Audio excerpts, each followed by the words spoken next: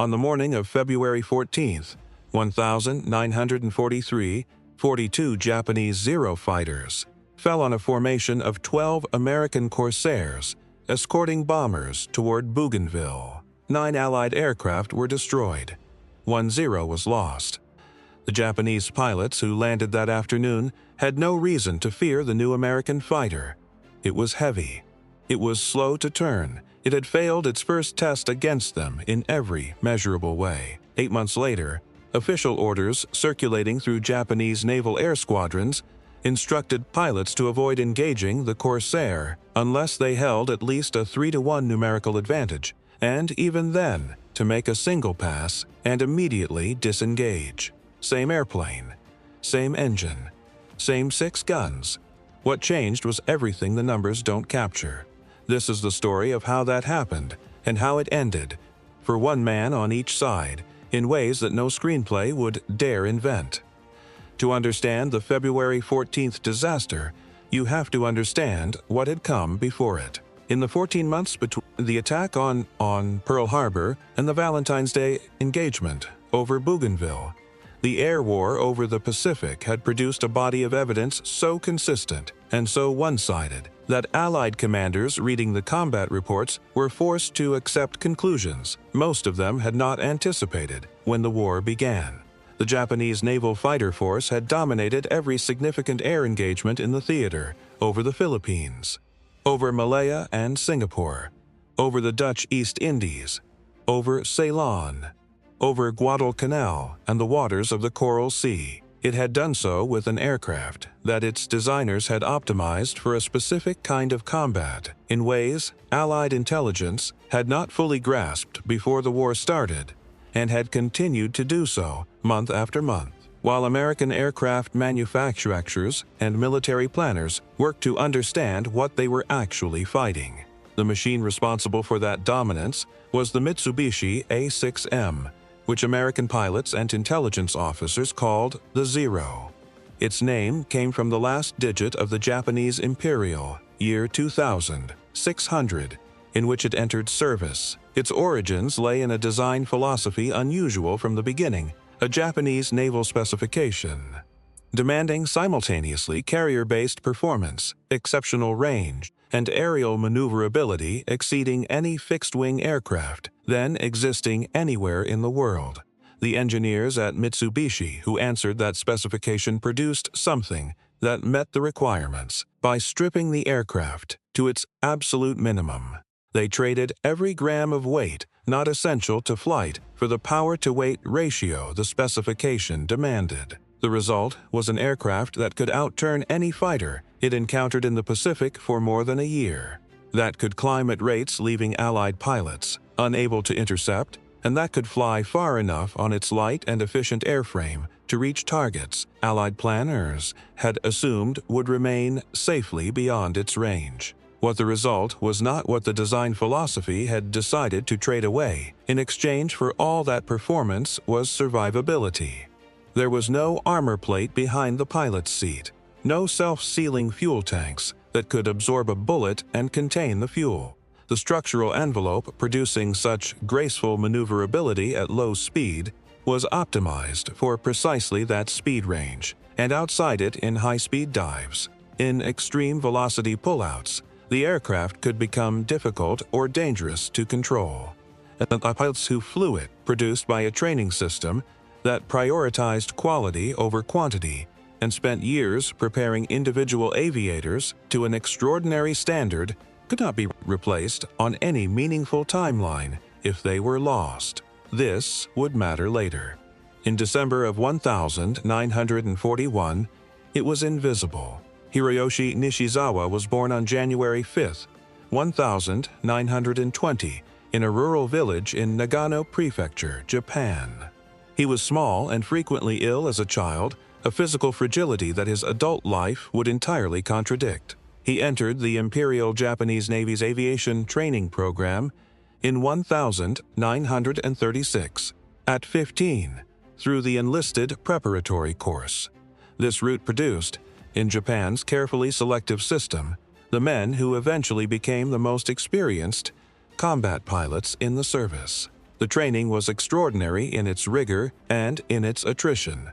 Most who entered did not complete it. The selection process was designed to identify the small number of candidates whose physical and cognitive characteristics matched the precise demands of carrier aviation at the highest level, and to eliminate everyone else as rapidly as possible. Those who survived the selection received years of progressively demanding instruction before they were considered ready for fleet assignment. Ground school and flight theory came first, then basic flight, then advanced flight, then the specific skills of carrier operations, arrested landings, catapult launches, formation flying. Gunnery accumulated over a training timeline measured in years rather than months. Nishizawa emerged from it, different from his contemporaries, in a way that the formal record could capture only in numbers, and that his fellow pilots tried to capture in a name. They called him Shoki. In Japanese folk tradition, Shoki was the demon queller, the supernatural exterminator of evil spirits, a figure of divine power in the service of order. Among the men who flew alongside Nishizawa, the name was not a metaphor. It was an acknowledgement that what they were watching in the air could not be fully explained within the categories of skill and experience that the rest of them inhabited. He flew as if the physical limits governing other pilots did not apply to him in quite the same way. He could position a zero where it seemed it should not be able to go, hold it there for fractions of a second the maneuver should not have permitted, and fire at angles and distances the geometry of the engagement appeared to forbid. Other pilots watched him and described what they saw in terms usually reserved for things that don't have technical explanations. The kill rate that accumulated through the early months of the Pacific War, over the Philippines, over the Dutch East Indies, eventually above the long grinding campaign of the Solomon Islands, would produce a total, cited at somewhere between 86 and 87 confirmed aerial kills, making Nishizawa the highest-scoring naval aviator in the history of the Imperial Japanese Navy. He was not alone among his generation. The Japanese naval aviation system of the late 1930s had produced a cohort of extraordinarily capable pilotsmen, whose names would populate the historical record of the Pacific War's first year in ways no Allied pilot could match in concentration. Saburo Sakai, born August 25, 1916, had come through the same demanding preparation and would accumulate 64 confirmed kills before a Pacific engagement wounded him severely enough to send him home. These were the men maintaining Japan's aerial dominance in the months before and after Pearl Harbor, and they were the men flying the Zeros that rose to meet the Corsairs on February 14, 1943. The F-4F Wildcat, the primary American carrier fighter through the first year of the Pacific War, was a capable aircraft in the hands of pilots who understood its limitations. Against the Zero, those limitations were significant. The Wildcat could not match the Zero's turning radius at low speed. It could not match its climb rate. It could not match its initial acceleration or its performance at the altitudes where most engagements took place. What it could do was survive damage that would have destroyed a Zero because its pilot had armor behind him, and his fuel tanks had a self-sealing quality. A Zero pilot's did not. The tactics that emerged from this asymmetry, the Thack Weave, developed by Lieutenant Commander John Thack, were defensive in their fundamental orientation, designed to keep pilots alive against a faster, more maneuverable opponent, not to dictate the terms of engagement in any more assertive sense. They reflected a clear-eyed assessment of the situation. American pilots in Wildcats could not fight Zeros on equal terms, and the men who tried to do so tended not to file additional after-action reports. The aircraft that was supposed to change this had been designed around a problem. The engineers at Chance Vought in Stratford, Connecticut had been handed in the late 1930s. Build the best carrier fighter possible around the most powerful available engine, regardless of the constraints that engine imposed. The Pratt Whitney R-2800. R-2800 Double Wasp was a radial engine of unusual size and output, producing approximately 2,000 horsepower at the altitudes where it was designed to operate. The 13-foot, 4-inch propeller the engine demanded was too large for conventional landing gear to clear on a carrier deck without making the aircraft impractically tall. The engineers solved the problem by bending the wings downward near the fuselage in an inverted gull shape that allowed the gear attachment points to be lower, while still providing clearance for the enormous blade. The result was the immediately recognizable bent-wing silhouette of the F4U, and an aircraft that at low altitude, in a slow-turning fight, was comprehensively outclassed by the Zero it had theoretically been built to defeat. The Valentine's Day engagement made this clear in the most direct possible way. Major William Gies led the 12 Corsairs of VMF 124 that flew escort on the morning of February 14, 1943. The mission was to protect 9 PB-4Y Liberator bombers attacking the Japanese airfield at Kahili on the southern tip of Bougainville. 10 P-38 Lightnings from the Army Air Force's 339th Fighter Squadron accompanied them. 42 Zero fighters came up from Rabaul to meet the formation. What followed was not a battle in the sense that word implies any meaningful degree of contest. VMF 124 lost 2 pilots. First Lieutenant Gordon Lyon's aircraft collided with a Zero in the close, chaotic melee of the engagement. First Lieutenant Harold Stewart's Corsair went down in the same fight. Other Allied aircraft in the mixed escort were lost as well. When the bombers the mission had been sent to protect were counted, 2 of the 9 had been destroyed. 1 Japanese Zero was lost. The men who flew back to Guadalcanal that evening had just conducted the Corsair's first combat mission and produced results that were worse, significantly worse, than what the Wildcat crews they were replacing had been managing. The post-mission debrief contained the kind of careful, controlled language military men use when what they are describing is a disaster. Japanese pilots who participated in the engagement, or who heard about it afterward, reached a logical conclusion. The F4U was heavier than the Wildcat, slower to turn. It showed the same weaknesses at low altitude, in the same configurations. It was not an opponent that needed to change how Japanese pilots approached American opposition. They were correct about everything they could measure. They were wrong about everything that mattered. The Corsair had not been designed to fight like a Zero. At low altitude in a slow-turning engagement, it lost exactly the way February 14th showed it could lose. But the R-2800's 2,000 horsepower did not express itself primarily at low altitude in slow turns. It expressed itself at 15,000 feet in a dive. At velocities, the Nakajima Sakai's, roughly 1,100 horsepower, could not match in the same speed regime, in a performance envelope where the structural decisions the Japanese engineers had made in exchange for maneuverability became limitations rather than advantages. At high altitude, at high speed, in a diving engagement, the arithmetic of the 2 aircraft was almost perfectly reversed.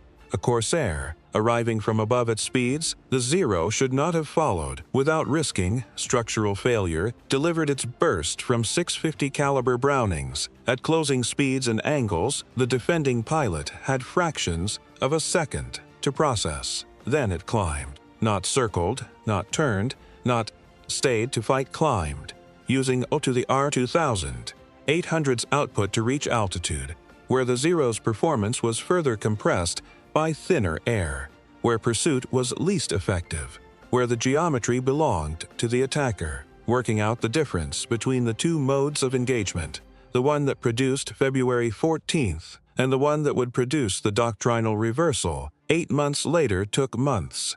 It cost lives. It was worked out the way such things always are in combat, by men who tried one approach, watched what happened, survived or didn't, adjusted, tried again. Kenneth Walsh had been born on November 24, 1916, in Brooklyn, New York. He had come into the Marine Corps as an enlisted man, worked for years as an aviation mechanic, and earned his wings through the enlisted aviation training program, a route that gave him a mechanic's specific understanding of what engines produced, and what airframes could absorb. He was 26 years old in the summer of 1943, flying with VMF 124, and he was developing, mission by mission, through the spring and summer of that year, an approach to combat in the Corsair that the doctrine manuals had not yet caught up with, and that the pilots around him were watching the way men watch someone find a path through terrain that has been blocking everyone else. The approach was not complicated to describe. Altitude was stored energy. Enter the engagement from above. Convert height into velocity in the dive. Fire in the fraction of a second, available at high closing speed 650 caliber guns, delivering their combined weight of fire against an opponent whose fuel tanks would ignite if punctured and whose pilot had no armor plate to stop the rounds that missed the tanks. Then climb back out before the more maneuverable aircraft below could organize a pursuit, because above 15,000 feet, the Zero's engine was producing significantly less than its sea-level output, and the Corsair's R-2800 was not. High, fast, dive, fire, climb. Making it work consistently required the calibration that only combat could provide at its necessary resolution. Walsh was calibrating, mission by mission, throughout the first months of 1943. So were the other pilots, who survived long enough to keep learning. The ones who did not survive had contributed to the learning as well, because the analysis of what had gotten them killed was part of how the survivors updated their understanding. By August of 1943, Walsh had reached a level of proficiency with the approach that the subsequent weeks would document with unusual completeness. On August 15th, he led a division of Corsairs into a Japanese formation that outnumbered his flight roughly 6-1. He engaged from altitude, in controlled passes, absorbing the return fire that any engagement produces, and continuing to fight in an aircraft that absorbed that fire without disintegrating in the way a Zero would have. He shot down 2 dive bombers and a Zero fighter before disengaging with badly damaged aircraft. The aircraft made it back to the strip. 2 weeks later came the engagement that would strain the limits of what a citation could adequately capture. August 30th, 1943. Walsh's engine began failing during an escort mission over the Central Solomons. He put the stricken Corsair down at the forward strip at Munda on New Georgia, the airfield that had been Japanese-held territory just weeks before, seized in the grinding advance that the South Pacific campaign required. He took a replacement aircraft off the ramp without waiting for maintenance coordination and flew toward the mission he had been separated from. He found approximately 50 Japanese Zero fighters. He attacked them alone. What followed lasted long enough for him to shoot down 4 aircraft before cannon fire tore into his Corsair and removed his options. He brought the aircraft onto the ocean surface off Vela La Vela, a dead-stick water landing in a machine not optimally designed for it, against a sea surface that does not offer ideal conditions for aircraft that were built to land on carrier decks rather than open water. He floated in his life vest until a boat found him. He had done it with an aircraft that 3 months earlier had lost 9 Allied planes for 1 Japanese fighter. The Medal of Honor he received for both August engagements was the first awarded to a Marine Corsair pilot. It would not be the last. What Walsh had done in August was not simply a personal achievement, however remarkable it was on that level. It was proof of concept, demonstrated under the worst possible conditions, that what the doctrine said about altitude and speed, and the Corsair's performance envelope above 15,000 feet was correct and could be executed in combat against experienced opponents by a single pilot alone. The significance of that proof reached beyond Walsh's personal record. It reached the pilots who were watching what he was doing and adapting what they themselves were flying. The Corsair of August 1943 was the same aircraft that had lost 9 for 1 in February. The difference was entirely in the knowledge of the men flying it. The island of New Britain rises from the Pacific Ocean in the shape of a crescent, approximately 350 miles long. At the northeastern tip, where the crescent curves back toward New Ireland, the remains of an ancient volcanic caldera have created one of the finest natural harbors in the South Pacific. The Japanese called it Rabaul. They had seized it in January of 1942, 8 weeks after Pearl Harbor, when the Allied garrison could not hold the island against the invasion force that landed on its shores. In the 2 years that followed, Rabaul was transformed from a colonial port town into what one post-war assessment called the most heavily fortified position in the South Pacific theater. 5 airfields, more than 100,000 troops, coastal artillery covering the harbor approaches, anti-aircraft positions covering the sky above, underground facilities blasted from the rock of the surrounding hills, tunnels and rooms and command posts that could survive bombardment that would have destroyed anything above ground. The strategic problem Rabaul posed for the Allied command was specific, persistent, and pressing. Every move northward from Guadalcanal, every island seized, every forward airfield built brought the Allied advance within range of aircraft operating from Rabaul's fields. Zeros flying from Rabaul could contest any airspace the Allies tried to control within their considerable radius. They could threaten Allied shipping.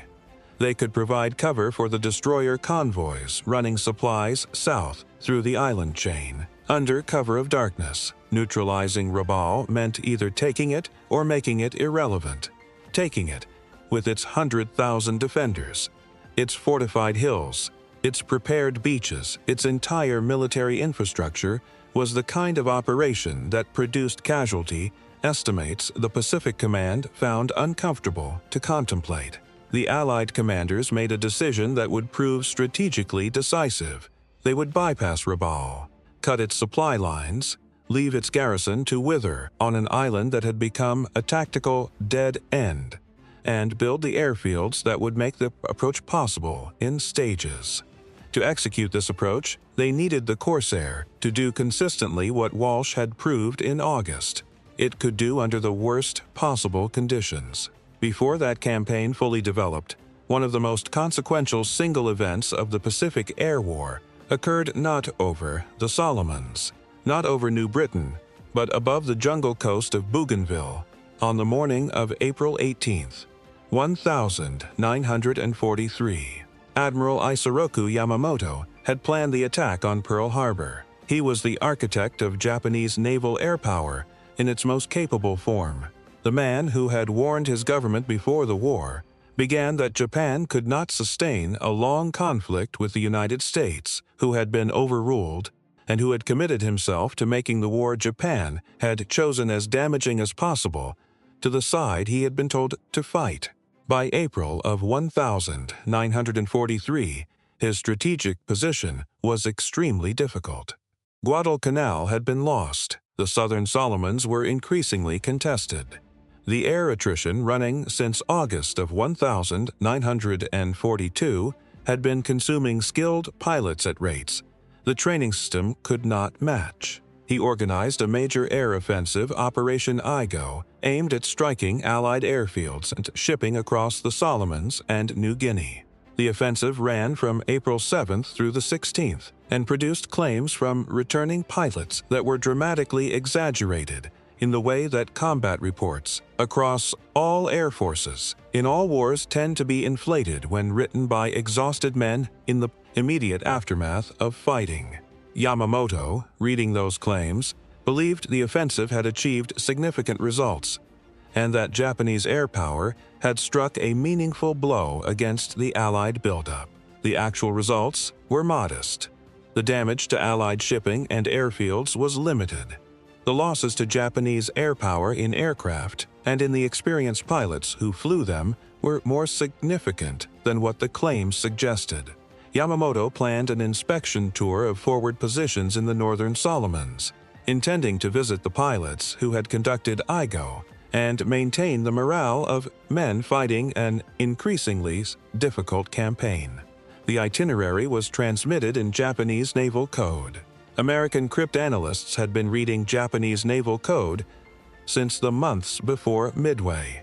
The transit schedule, route, and timing of Yamamoto's flight reached American commanders with enough lead time to plan a response. 16 Army Air Force P-38 Lightnings flew the longest intercept mission yet attempted in the Pacific Theater, timing the flight from Guadalcanal to arrive over Bougainville at exactly the moment Yamamoto's aircraft was scheduled to be there, and met his transport almost exactly on schedule. The man who had built Japan's naval air power into the force that had dominated the Pacific for 16 months died in the jungle near Bougainville on the morning of April 18, 1943. The resonance of the date was not lost on anyone who noticed it. The Doolittle Raiders had flown their B-25s off a carrier deck and dropped bombs on Tokyo on April 18, 1942. Yamamoto had been deeply affected by that raid, the man who had warned that waking a sleeping giant would produce consequences, now saw that his warning had been substantiated. Exactly 1 year later, the cryptographic failure that his organization had not corrected put American fighters above his transport at the moment it was over Bougainville. His replacement, as Combined Fleet Commander, was Admiral Minechi Koga. The strategic situation Koga inherited was deteriorating, and the challenge posed by the Corsairs, now flying from forward strips in the Solomons, was real and growing through the second half of 1943. The routes available to Allied formations attacking Rabaul were predictable by geography. The island chain ran in a known direction. The Coastwatcher Network Japan maintained across those islands Allied agents living and working under Japanese occupation, transmitting aircraft reports by radio, could track Allied formations from well before they entered the interception zones. Japanese radar installations at Rabaul and its satellite fields added warning time. Rabaul's fighter controllers could put interceptors in the air before incoming Americans arrived. In theory, this was the Japanese strategic advantage. Prepared interception of known threats from known directions, with the most capable fighter aircraft in the theater.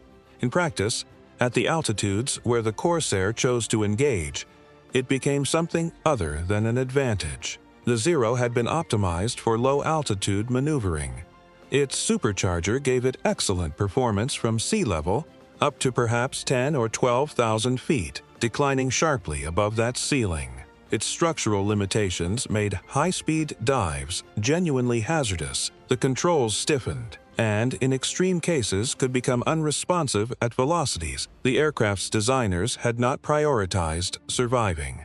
The Nakajima Sakai engine, delivering such remarkable performance near the ground, was producing significantly less output at 15,000 feet than it did at sea level. Above 15,000 feet, in a diving engagement initiated from above, the arithmetic of the two aircraft was almost perfectly reversed from what it had been on February 14th.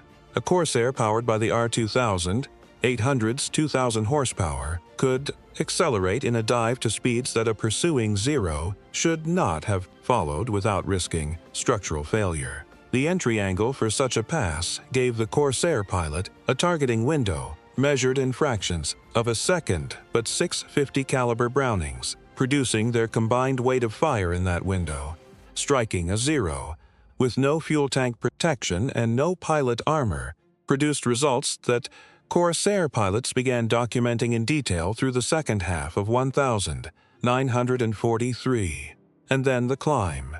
The sustained climb back to altitude at speeds the recovering Zero could not effectively match at that height. The attacker disappeared back into the altitude band, where the Zero's performance was most compressed, by thinner air, where pursuit was least viable, where the geometry favored the man with the more powerful engine.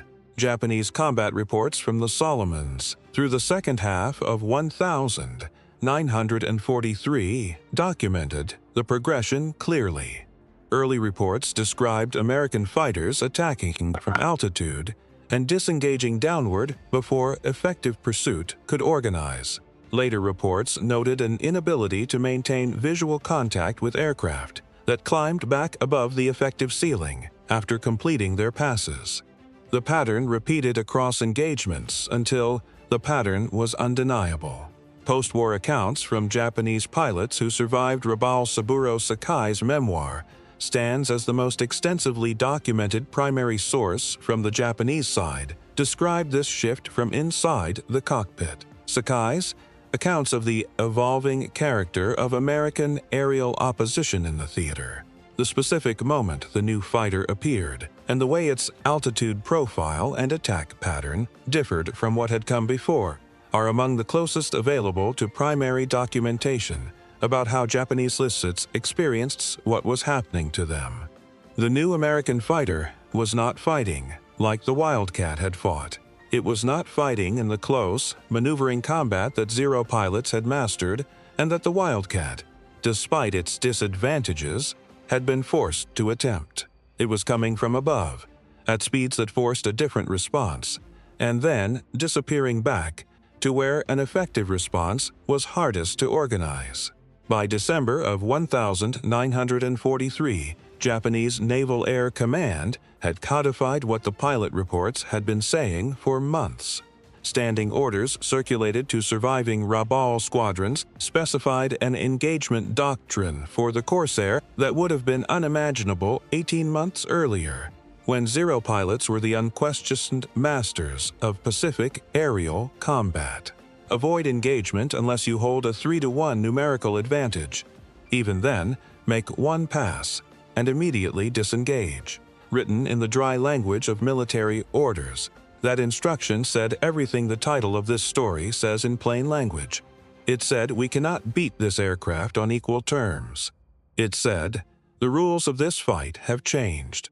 It said what horror looks like when it is transcribed into official doctrine. Something was also happening at the level of command decisions that would not show its full consequences until the following summer, but whose roots ran deep into the autumn of 1943. Admiral Koga, watching the pressure on Rabal's air garrison intensify through the second half of 1943, made a decision the operational situation appeared to demand. The air groups of two of Japan's finest fleet carriers, the Shokaku and the Zuikau, veterans of Pearl Harbor, the Coral Sea, the Eastern Solomons, and the engagement off Santa Cruz, were transferred ashore to Rabal to reinforce the air battle over the fortress.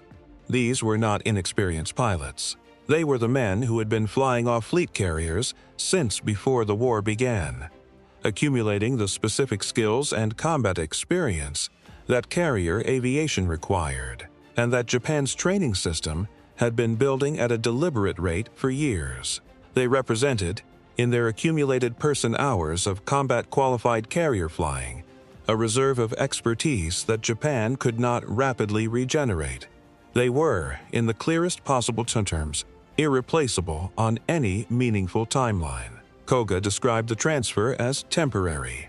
Within weeks, those pilots were feeding into the same attrition machine that had been consuming Rabal's regular defenders for months. They flew against Corsairs at altitudes where the Zero's advantages were minimized, in the regime where the R-2800's output was decisive. They engaged in the turning combats that Japanese doctrine favored, and that Corsair pilots had spent most of 1943 learning to avoid providing. Japanese losses in those weeks maintained the same pattern as the earlier months of the campaign men, dying at rates. The training pipeline had no mechanism to replace on any useful timeline. When the carrier air groups were eventually pulled back, they were shadows of what had deployed. The experienced men who had gone to Rabal, expecting to turn the air battle in Japan's favor, had become entries in the ledger.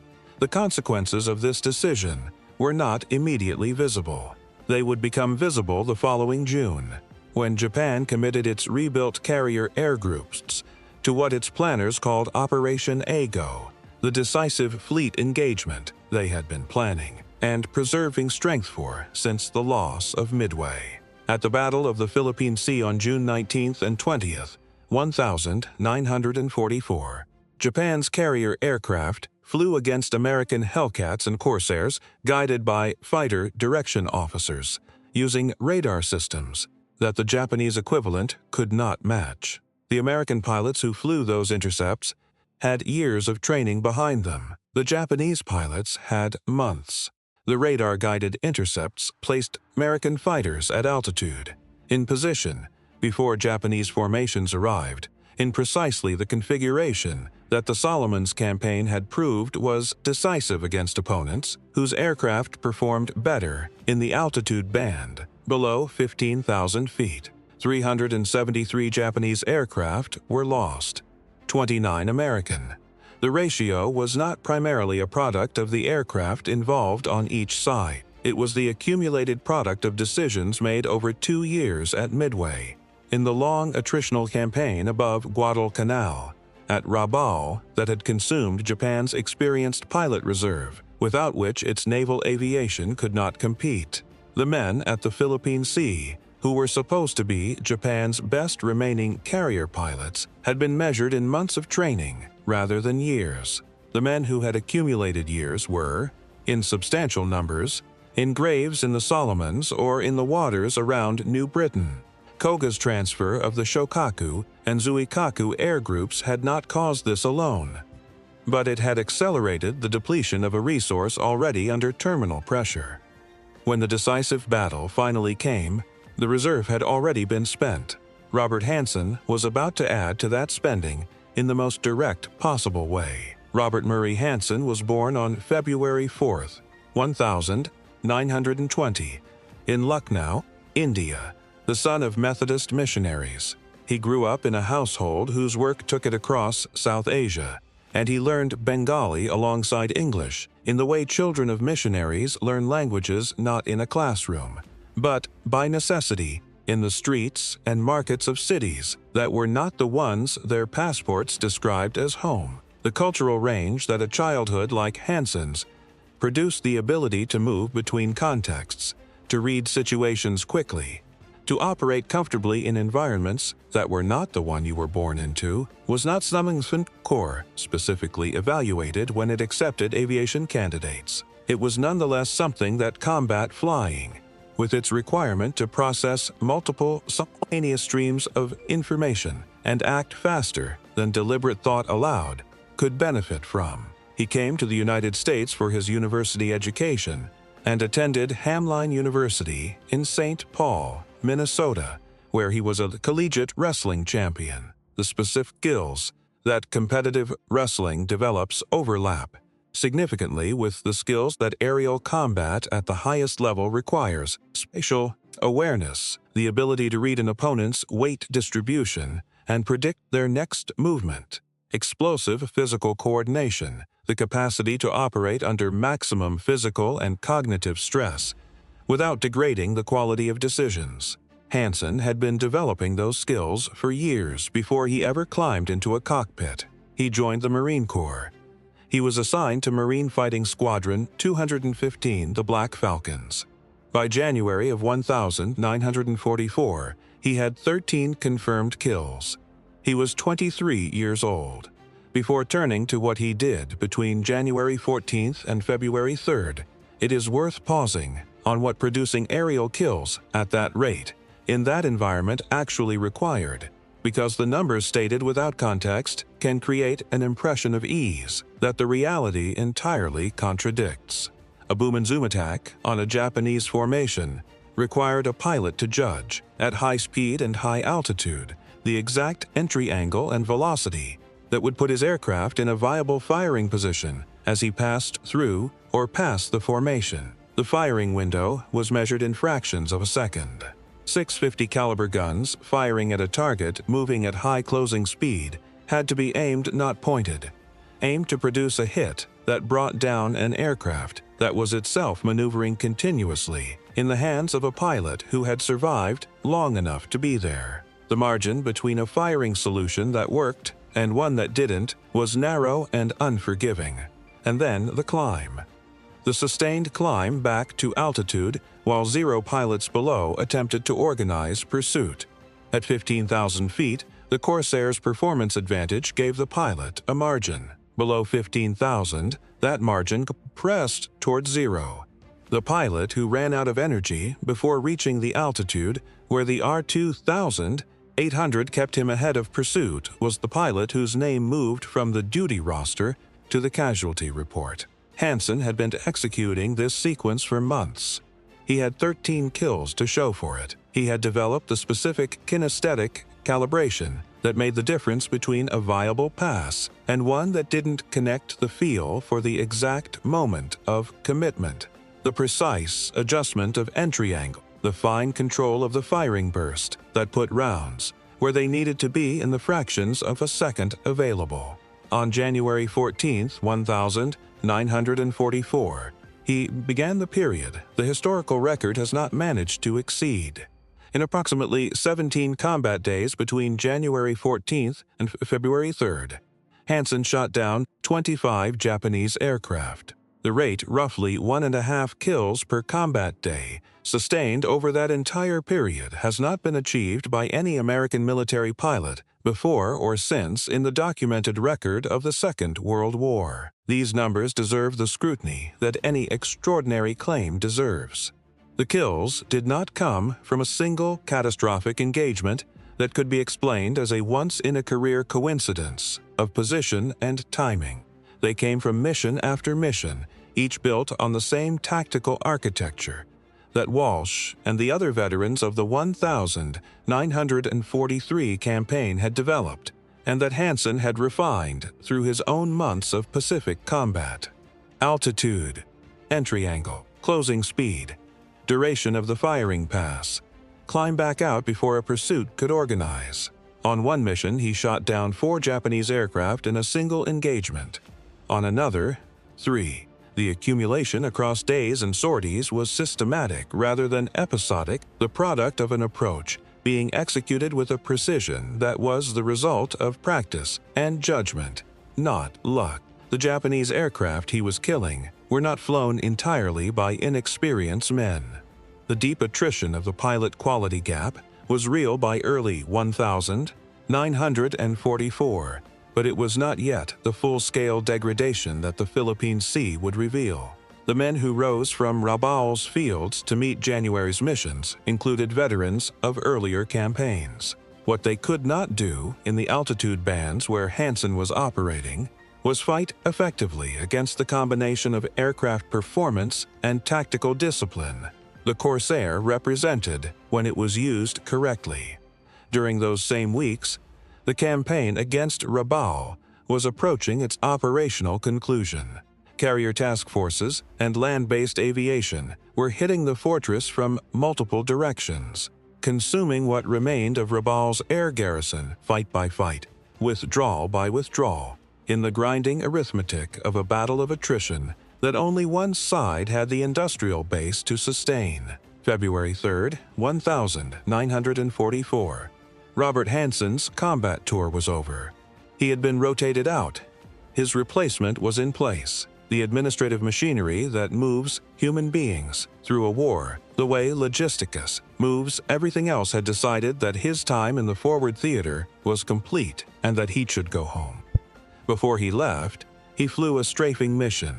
There was nothing unusual about the tasking. Strafe missions against Japanese coastal installations were the routine work of the campaign, the methodical suppression of ground positions that contributed to the broader operational effort, in ways the aerial kill records did not capture. The target was a Japanese coastal installation in the vicinity of Cape St. George on the southern tip of New Ireland. The flight was the kind of mission that the men who flew it would not have described afterward as particularly memorable. Ground fire came up from the Japanese position. It struck Hansen's aircraft. He was 23 years old. His 24th birthday would have been the following day, February 4th, 1944. He had been born on a February 4th that now lay 23 years behind him, in Lucknow, in a house around a city where people spoke Bengali in the streets outside, in a life that had somehow produced a wrestler from Minnesota who shot down 25 Japanese aircraft before ground fire from a coastal position ended what no aerial opponent had been able to end. The Medal of Honor, awarded to him, posthumously recognized what the citation could capture the 17 days, January and February of 1944. It could not capture the gap between the last mission and the birthday that didn't arrive. It could not capture what a man who had traveled that trajectory in 23 years might have done with more time. The records hold what records can hold. That is always less than the thing they describe.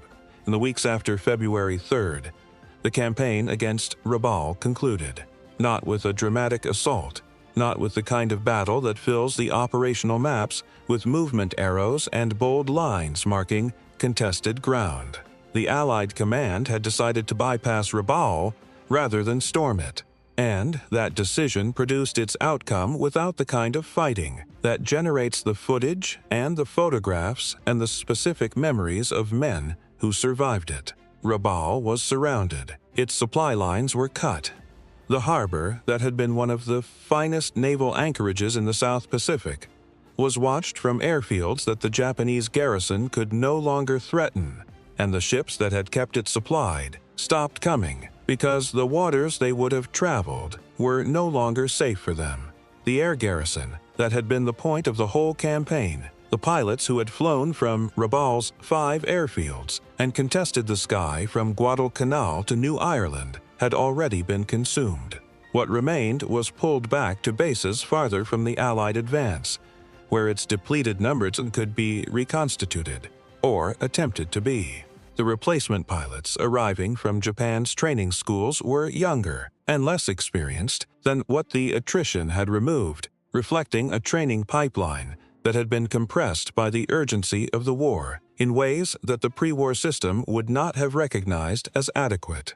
Rabaul itself did not fall in the sense of being captured. It was bypassed, encircled, and left to sit with its garrison of 100,000 men on an island that had ceased to be strategically relevant. Those men would remain there until the war ended, not fighting, not contributing to the larger contest, simply existing on an island that the course of the war had made irrelevant. Hiroyoshi Nishizawa was still alive when this happened. He had moved through various assignments as the campaign evolved, and the Japanese positions across the Solomons and New Britain were abandoned or reduced. His total of confirmed kills continued to grow in the engagements that remained available to him, because whatever the strategic direction, the man his squadron had named after a demon had not lost what had made him what he was. He had survived what had killed the pilots around him, not by avoiding combat, but by conducting it in ways that the outcomes consistently favored. By the autumn of 1944, he was 24 years old. He had been fighting for more than 2 years. He was the highest-scoring living naval aviator in the Imperial Japanese Navy, and the fact that he was alive was unusual enough among men who had done what he had done, that the pilots who served alongside him treated it with a combination of respect and something that looked, from the outside, like superstition. The war's center of gravity had moved north and west. The Philippines, Leyte Gulf.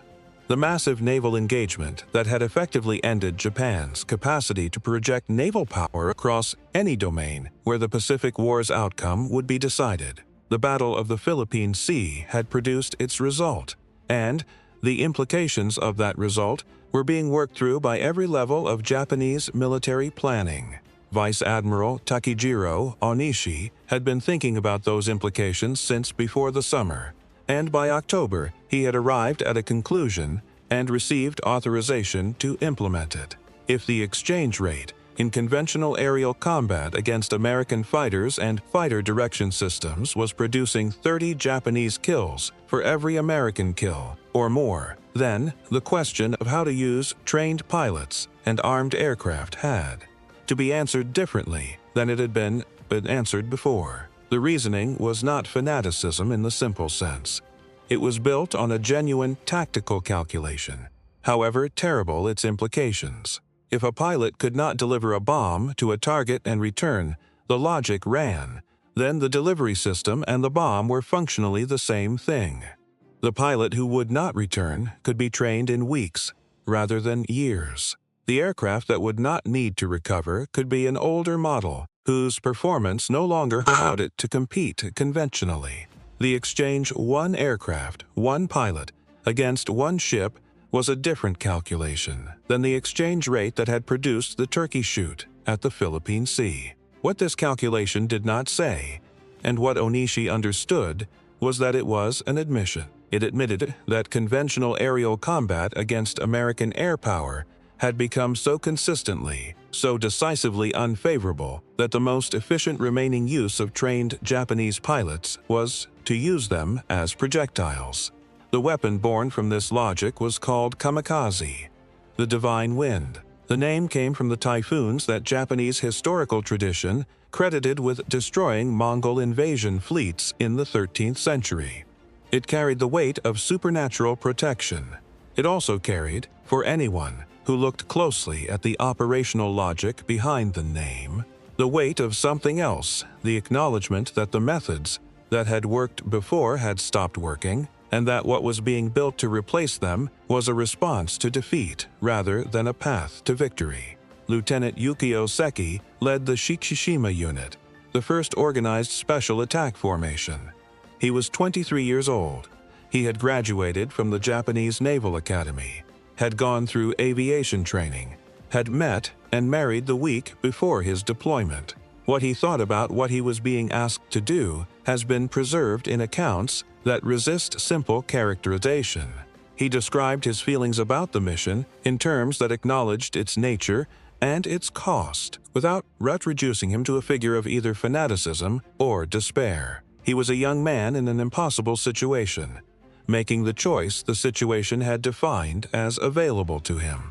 Hiroyoshi Nishizawa flew as escort for the Shikishima Unit on October 25, 1944. He was one of the fighter pilots assigned to protect the kamikaze formation from interception, until it reached the point where the attack began and the escort turned back. He flew alongside the Shikishima aircraft through the approach. He watched Lieutenant Seki lead his pilots toward the targets. He watched the impacts. The kamikaze weapon, born from the inability of conventional aerial combat to produce acceptable exchange rates against American fighters, had struck American ships. The first organized special attack mission had produced the results it was designed to produce. The escort turned back. The following morning, October 26, 1944, Nishizawa boarded a transport aircraft for a logistics flight to a forward base where he would collect new aircraft. It was the kind of ordinary movement that a war requires to function at all, getting pilots to the machines they would fly, getting machines to the pilots who needed them, the administrative infrastructure that exists behind every operational capability and that carries no particular drama in the doing of it.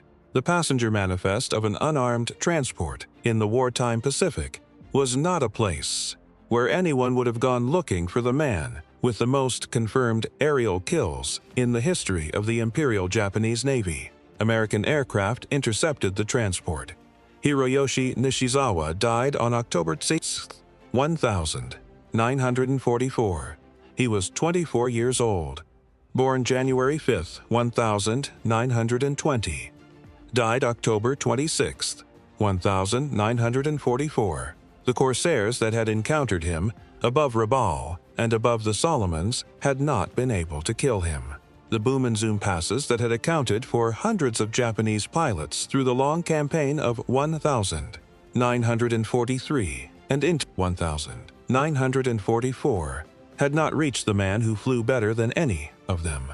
The 3-to-1 doctrine his own side's planners had issued had been, in his case, unnecessary, not because the doctrine was wrong, but because Nishizawa had survived the engagements it was designed to prevent. He died as a passenger.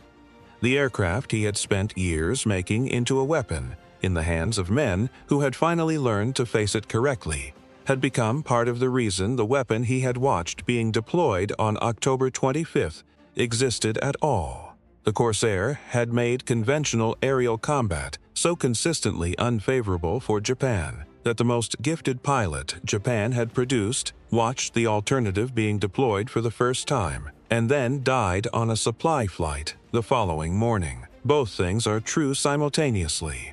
The Corsair hadn't killed him, and the Corsair's dominance was among the chain of causes that left him flying as a passenger rather than a fighter pilot on the last day of his life. History has a tendency to produce these symmetries when it is paid close enough attention.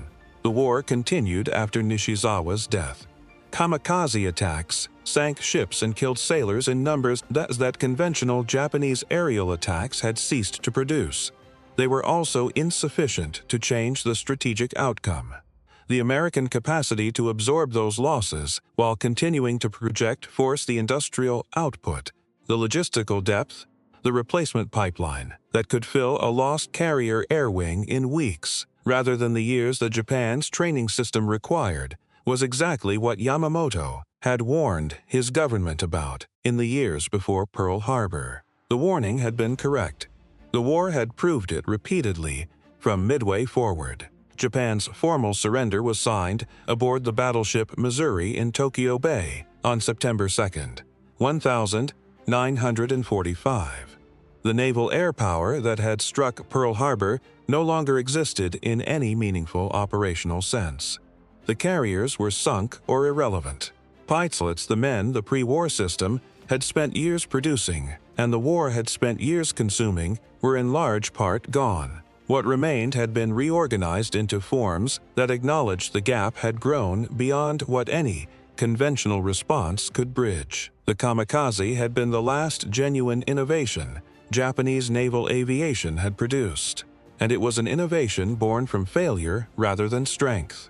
The Corsair's final accounting was 2,140 confirmed aerial victories against 189 air-to-air losses, a ratio of roughly 11-to-1 over the course of the war. The aircraft that had lost 9 Allied planes for 1 Japanese fighter on its first combat mission had killed 11 Japanese aircraft for every one of its own that enemy action brought down in aerial combat. The gap between those two numbers is the story. Kenneth Walsh came home from the war.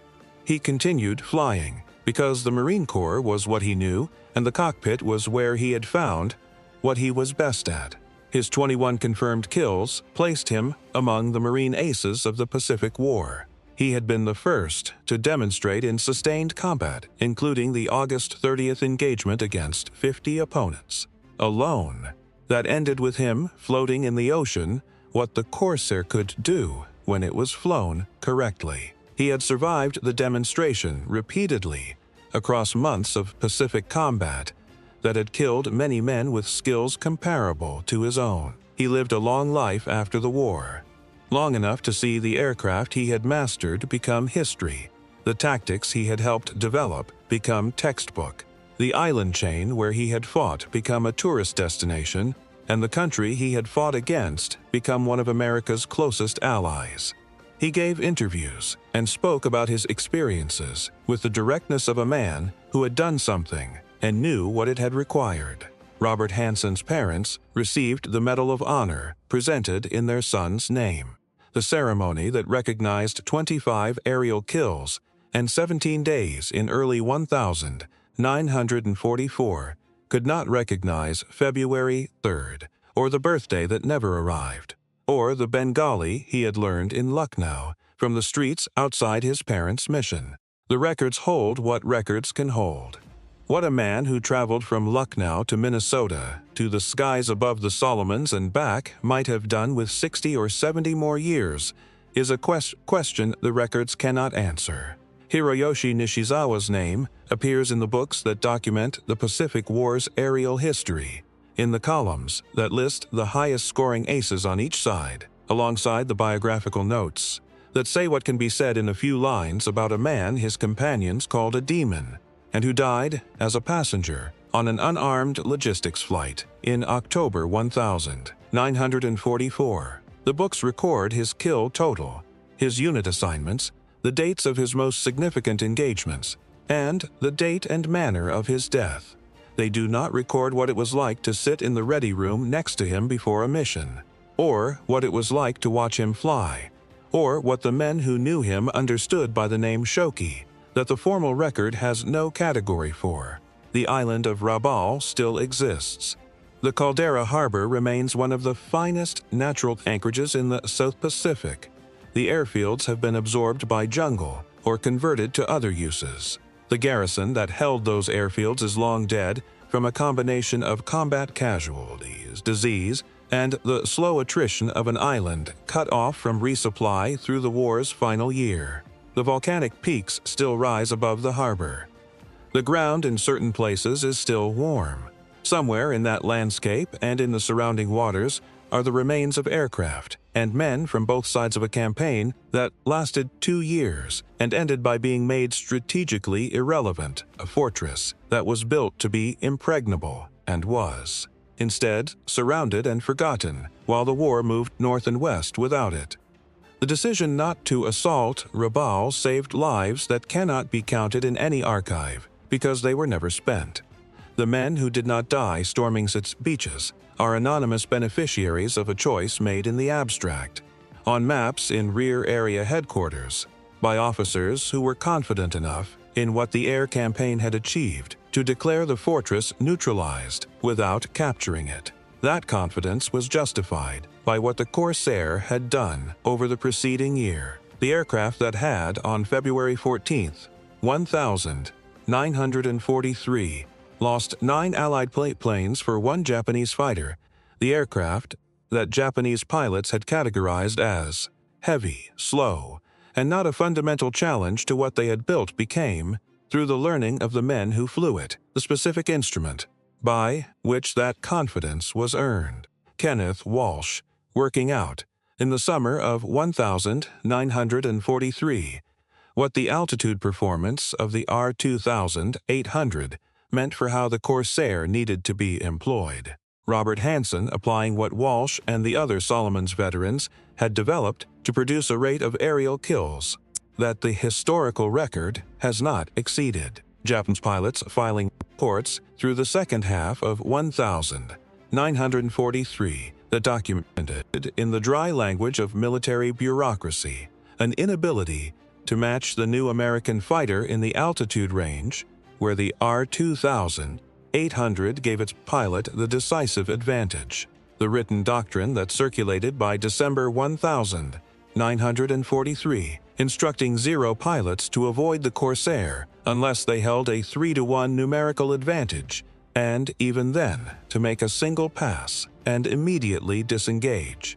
Hiroyoshi Nishizawa, the finest aerial combat pilot the Imperial Japanese Navy produced dying as a passenger on an unarmed transport the morning after he had watched the weapon borne from his sides. Aerial defeat strike American ships for the first time. All of it connects. All of it runs forward from February 14th, 1943, and all of it runs through the specific, accumulated learning that turned a disaster into a campaign. On the morning of February 14th, 1943, 42 Zeros fell on 12 Corsairs. 9 Allied aircraft were destroyed. 1 Zero was lost. What happened next is the story of how that became 11-1.